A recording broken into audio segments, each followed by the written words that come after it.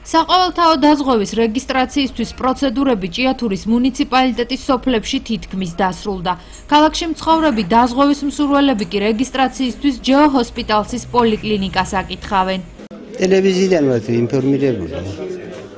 და ახლა მინდა განავაახლო ის სადაზღვევო ბარათი. და მოვედი რომ ავიღო ახალი და ვიეწერებაში გადავწყვეტე რომ ჭირდება დახმარება, ყველას ჭირდება, განსაკუთრებით ჯანმრთელობის დაცვის და განსაკუთრებით კონტროლი გვინდა და ამის გამო.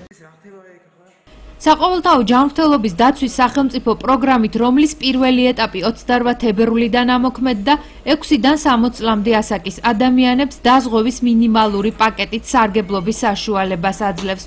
როგორც სპეციალისტები განმარტავენ, მინიმალური პაკეტი მოიცავს გეგმიურ ამბულატორიულ, გადაუდებელ ამბულატორიულ და გადაუდებელ სტაციონალურ მკურნალობას.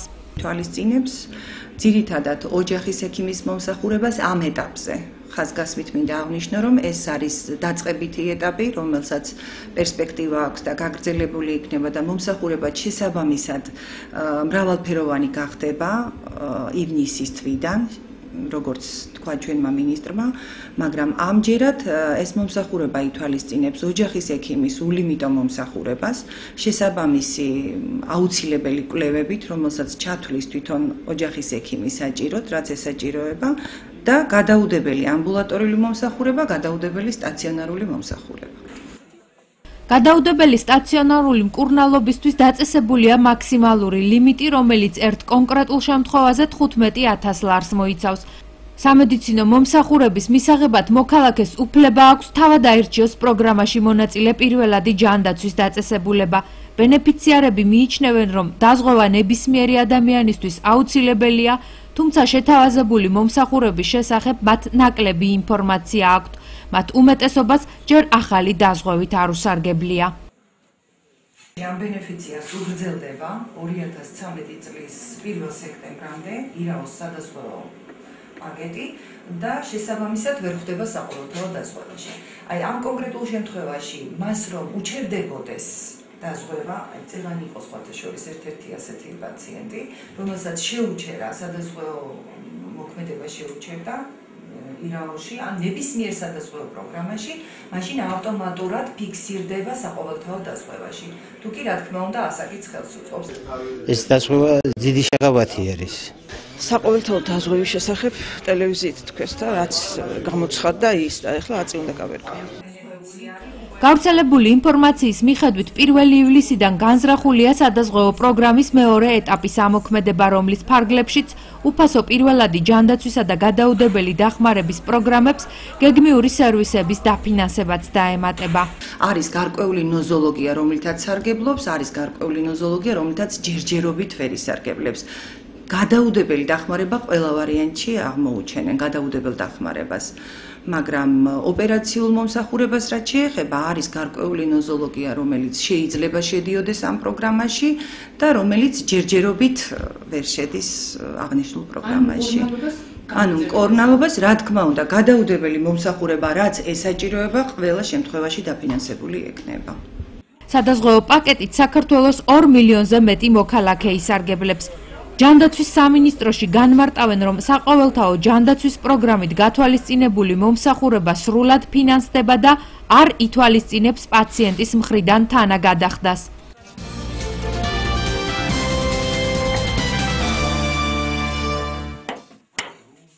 იმერვიზიის გადამღები ჯგუფი ახლა დარკვეთის მაღაროს ერთ-ერთ გვირაბში იმყოფება, სადაც ამ წუთებში გადამაგრებითი სამუშაოები მიმდინარეობს, რომლის დასრულების შემდეგ მაღაროელები მადნის მოპოვების პროცესს შეუდგებიან. მიმდინარეობს გამაგრების პროცესი.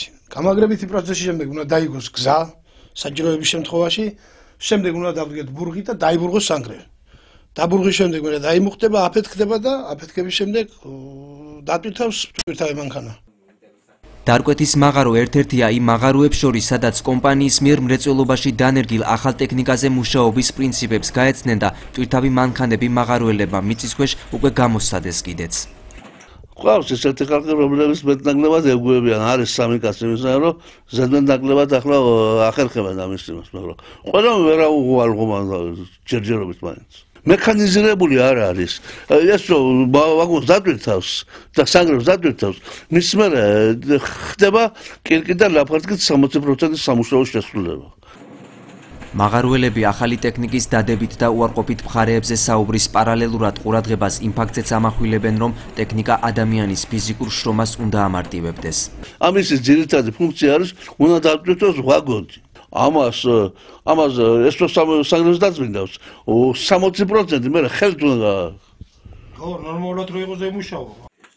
გასული წლის ბოლოს თითქმის ერთთვიანი გაფიცვების შემდეგ მაღარუელებსა და საწარმოს ადმინისტრაციას შორის შეთანხმება ნაწილობრივ შედგა. მაღარუელების თქმით, სამუშაო პირობები მათთვის მართალია ოდნავ, მაგრამ მაინც შეიცვალა. უკმაყოფილო ბევრი რამე თვალსაჩინო. რითი უნდა იყოს უკმაყოფილი მითხარი ხმა შემო. ერთადერთი პაიკა არის, რომელიც შეიცვალა. არ გაუმჯობესებულა, ერთადერთი რას იყო გვიჩხეს, რომ თითქოს შემოლებაზე დაგვიმატეს დღეები, მაგრამ ეს ადრე გქონდა ჩვენ ასეთნაირად, მე დაგვაკლეს, ახლა ეს დააბრუნეს 5-6 დღე. ახლებია რაც გაფიცვა იყო მის შემდეგ, პაიკა გაუმჯობესდა, ხელფასებს ცოტა შეეწყო, არის ბიულეტენებზე და კურნალობაზე გაუმჯობესებული ბევრი რაღაცა და ბევრს უკეთეს კიდევ ველოდებით. მომავალს როგორც ცხოვრება მიდის წინ, ისე რაღაცა სიკეთეები იქნება დინაზის. სხვა საცხოვრებლები რემონტდება, აბანოები რემონტდება და ჭიათურის სამთო გამამდიდრებელი კომბინატის ყველა მაღაროზე სამუშაო პროცესი გრძელდება. მაღარუელებს შორის აზრთა სხვადასხვაობაა. ნაწილი მიიჩნევს, რომ ამ დრომდე მათთვის არაფერი შეცვლილა, ნაწილი კი ცვლილებებს დადებითად აფასებს.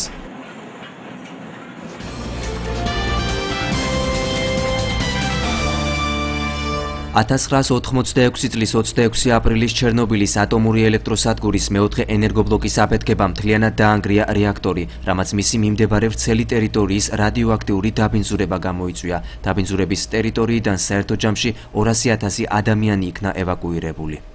ვიყავი პირველი ბორდა ჩერნობილში. მის მერე რაფერი არ ქონია, ხოლმე და პენსია მამსის. ჭიათურის მუნიციპალიტეტის გამგეობაში ჩერნობილელ ინვალიდთა კავშირის დასავლეთ საქართველოს პრეზიდენტი ჯაბულ ჯიქია იმ ადამიანებს შეხვდა, რომლებიც მაშინ ჩერნობილში აღდგენითი სამუშაოების შესასრულებლად გაამგზავრეს. ჩვენ ამას ყოველწლიურად ვიხსენებთ იმ ურჩხულის აფეთქებას და დღეს ჩვენ ყოველნაირად ვცდილობთ, რომ ეს ტრაგედია არასდროს არ განმეორდეს და ჩვენი საქართველოს მოსახლეობა იყოს მშვიდად, იმიტომ რომ რაც ჩვენ განვლიეთ ცხოვრების ის მძიმე წუთები არ მინდა რომ ჩვენ მომავალმა თავბამ იგრძნოს ის ნაკვალევი რა ნაკვალებთან ჩვენ ვიყავით და ჩერნობილის კატასტროფა იყო ისტორიაში ბირთვულ მოვლენათა საერთაშორისო შკალით მეშვიდე დონის ერთადერთი შემთხვევა. იგი უდიდესი სოციალურ-პოლიტიკური მნიშვნელობის მოვლენა გახდა. 26 აპრილი არის 27 წლის თავი, 27 წლის თავი ჩერნობილის ტრაგედიის და ამ დღესთან დაკავშირებით ჩამოდიან უკრაინიდან ჩვენი მოძღვე მეგობრები და ამ დღეს აღნიშნავენ ჩვენთან 27 წლის თავს და მათ პროგრამას გავეცნობით, ნახავთ რა უნდათ, რა დახმარება იქნება, რა საშუალებები იქნება, რომ ამ ადამიანებს დავეხმაროთ ყოველნაირად. 26 აპრილის ჩერნობილის აფეთქების 27 წლისთავი ქუთაისში აღინიშნება. ამ დღეს უკრაინიდან ჩამოსული სტუმრები ქართველ ჩერნობილის მონაწილეებს ხვდებიან. ნიკოპოლის ქუჩაზე თითქმის 2 კვირაა რამდენიმე მაღალსართულიანი კორპუსის ეზოსა და გზის სავალი ნაწილი იტბორება. წყალმა პრობლემები შეუქმნა როგორც მობინადრეებს, ასევე მეოთხე საჯარო სკოლის მოსწავლეებსაც, რომლებსაც ყოველდღე აღნიშნულ ქუჩაზე უხდებათ გავლა. რა არის პრობლემაა, რა არის? პრობლემა არის შულობა, რა არის ისე, გაიგონიო ხელაწყლების ისე დადგომ ხეების მეისპობა მერე და მამეტანი არც ხეს უხდება და არაფერს. ალბათ მოვლენ იქნა სპეციალისტებსა და გაწრიან არხს, რომ ეს წყალი წავიდეს. თუ შემოისახლა, შემოისახალ პადლებში ეს წყალი. მობინადრეების თქმით, მათთვის ამ დრომდე გაურკვეველი რჩება სასმელი წყლის ქსელია დაზიანებული, საკანალიზაციო სისტემა თუ ორივე ერთად. ეს წყალი იქ არის გაფუჭებული ვინტილია რაღაცა უდგათ იმას. ხო, არ მგონია კანალიზაცია იყოს ის. ხო და ამოდის ახლა თქვენს დაინახეთ რო აივლის იქ. ვერ გეტყვის შვილო, წყალი არის, მითხრეს ეგრე. მე ხო გითხარი 2 თვის ჩამოსული ხანი ვარ და რო ვიკითხე მეზობელი და მე წამოვით ერთად მითხრა მე რო ვიკითხე მე რა ამბავი ესე მერიმეთი რა. 100 არისო პატრონი არ აყამსო და კაი წყალი კი ამოდისო და გლახა რო იყოსო ამდეხანო ქემი აქცევდნენ ყურადღებას ეს პასუხი მომწეს მეტი აფერი არ ვიცი მე შვილი. გაერთიანებული წყალმომარაგების კომპანიის ჭიათურის სერვის ცენტრში ნიკოპოლის ქუჩაზე შექმნილი მდგომარეობა უცნობი იყო. მათ პრობლემის შესახებ ინფორმაცია იმერვიზიის გადამღები ჯგუფისგან შეიტყვეს.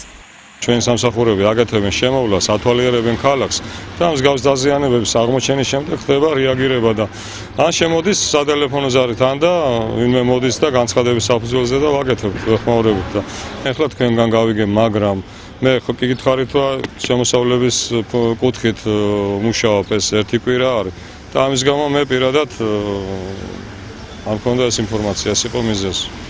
და ვინცაც ევალება ის ხალხი აუცილებლად გააკეთებენ რეაგირებას. წყალმომარაგების კომპანიის ინფორმაციით, აღდგენითი სამუშაოები ნიკოპოლის ქუჩაზე ხვალ დაიწყება.